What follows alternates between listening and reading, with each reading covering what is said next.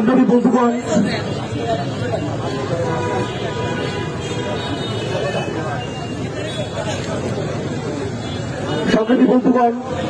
গত 16 বছর পর বাংলাদেশ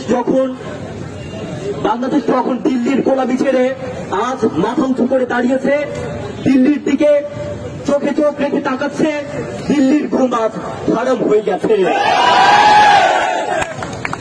আজ ভারতের পশ্চিমবঙ্গের মুখ্যমন্ত্রী মমতা বন্দ্যোপাধ্যায় বলেছেন, যদি এরকম ঘটনা ঘটে তাহলে আমাদের লোকেদের আমরা ফিরিয়ে নেব। আমরা বলতে চাই, এই বাংলাদেশ আপনাদের লোক থাকে না। এদেশের মুসলিম এদেশেরই, এদেশের হিন্দু এদেশেরই, এদেশের বৌদ্ধ এদেশেরই, এদেশের খ্রিস্টান এদেশেরই। এদেশে কোনো ভারতের দালাল থাকবে না, এদেশে কোনো পাকিস্তানের দালাল থাকবে না, এদেশে কোনো পরাশক্তি, কোনো বিদেশি শক্তির দালাল থাকবে না। এদেশে যদি দালাল থাকে তাহলে একমাত্র বাংলাদেশের দালাল থাকবে।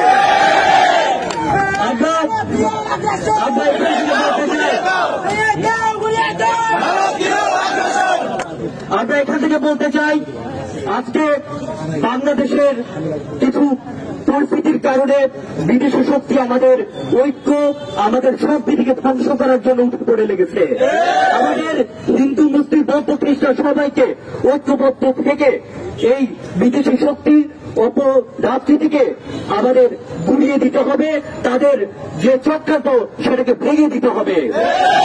সেজন্য আমাদের হিন্দু মুসলিম বৌদ্ধ খ্রিস্টান সবাইকে এদেশের নাগরিক, এদেশের দেশপ্রেমী উদ্ভূত হয়ে এদেশের কল্যাণে কাজ করতে হবে এবং আমাদের সবাইকে ভাবতে হবে এদেশ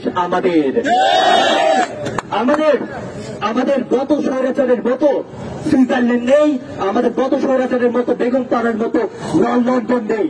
আমাদের জন্ম এদেশে, আমাদের এদেশেই থাকতে হবে এবং এদেশে মরতে হবে। আমাদের ঠিকানা এই দেশেই।